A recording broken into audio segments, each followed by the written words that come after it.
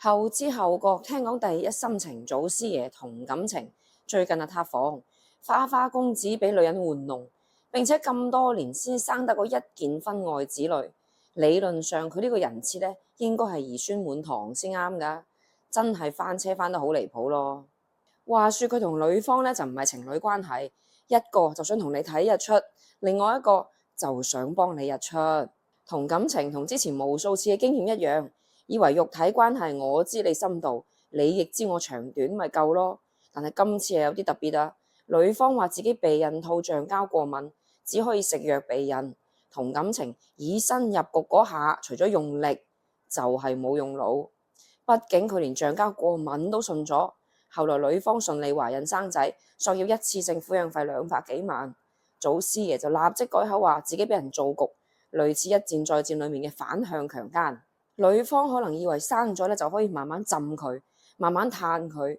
呢一個年代，你有聽講過好似我咁靠樣揾食，亦都聽講過好似阿坤哥咁靠身體機能揾食，即係捱夜加班咁嘅意思。已經好少聽到話靠生仔可以揾到長期飯票噶啦。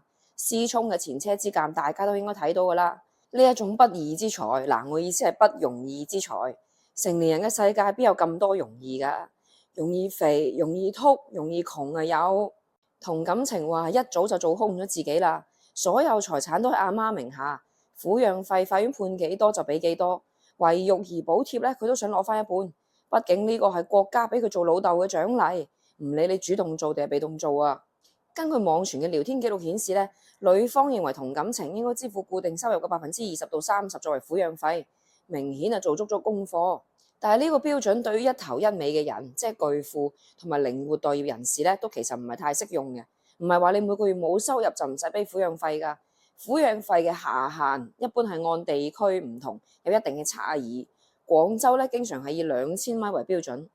對於巨富，撫養費嘅上限一般都要綜合考慮小朋友嘅實際需求同埋當地人均可支配收入水平。好多人話2000蚊點養小朋友啊？阿爺覺得養個小朋友係咁多錢㗎啦。法律規定父母雙方都有支付撫養費嘅義務，隨同小朋友共同生活嘅嗰一方咧，都應該支付翻一半，即係一人2000，即係一共4000。同樣嘅天崩開局，我老豆唔係區長大人，係同感情。咁你以後咪同阿思聰個仔一齊上爸爸去哪兒去揾老豆咯。坤哥嘅靈魂拷問我，以後有女靠生仔訛錢點解決？我話好簡單嘅啫，領證啦。唔領證你仲有可能有判決書要你每個月俾錢。結咗婚就冇呢個煩惱啦，1毫子都唔使俾都冇問題。坤哥又問，假如個仔留級直到18歲都讀緊小學1年班，可唔可以主張18歲之後嘅撫養費啊？